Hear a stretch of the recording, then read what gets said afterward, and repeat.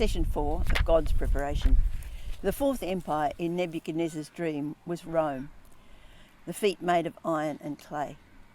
Now Julius Caesar was the great general who had conquered the area right around the Mediterranean. Up till then, Rome had been a republic, but Julius Caesar had plans of becoming an emperor, and that's why he was killed. But his nephew Octavian succeeded him, and he eventually named himself Augustus, meaning the Holy One, because he believed he wasn't just a human emperor, he was a god. He gradually obtained complete power. And that's how Rome lived. They lived by power.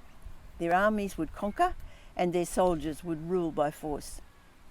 Now they prided themselves in establishing justice, but it was a justice that knew no mercy.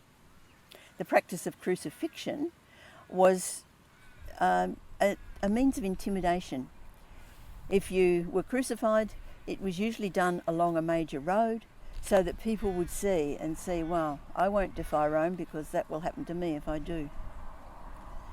Because they ruled by the army, they were also good road builders because they needed their armies to move quickly. If there was strife somewhere, they needed to get there quickly.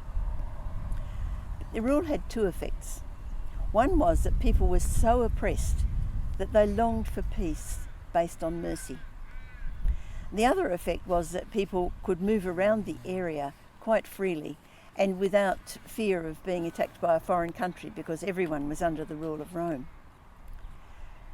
Now Rome established this rule of law and they used to boast that they offered justice. But the justice was so brutal that people began to see there is no hope for them in the righteousness of law. And so when Paul began to preach his message, the message of Jesus, people were willing to listen because Paul was able to say how, while he'd been so zealous in persecuting the Christians, God had shown him mercy. So Romans 3:19. Now we know whatever the law says, it says to those who are under the law, so that every mouth may be silenced and the whole world be held accountable to God. So that's the law. Justice that condemns us.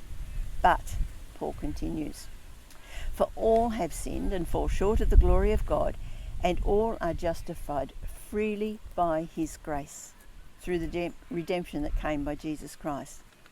This must have been a breath of fresh air to people because they'd been so subdued by the fear of law.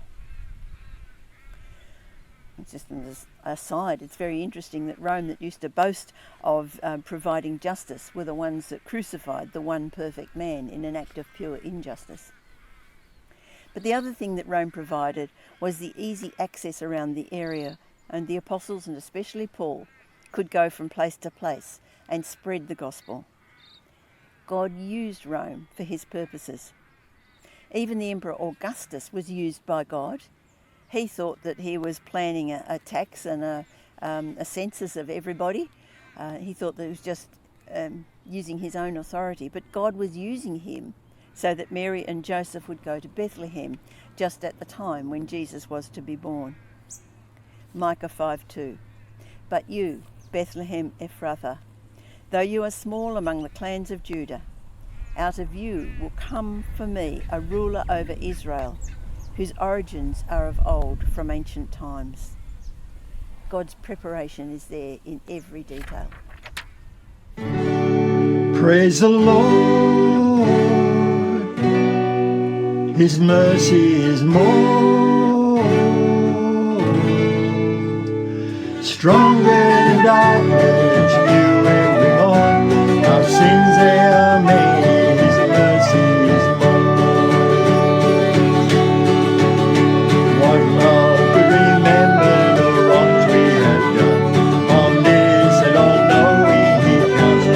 sun.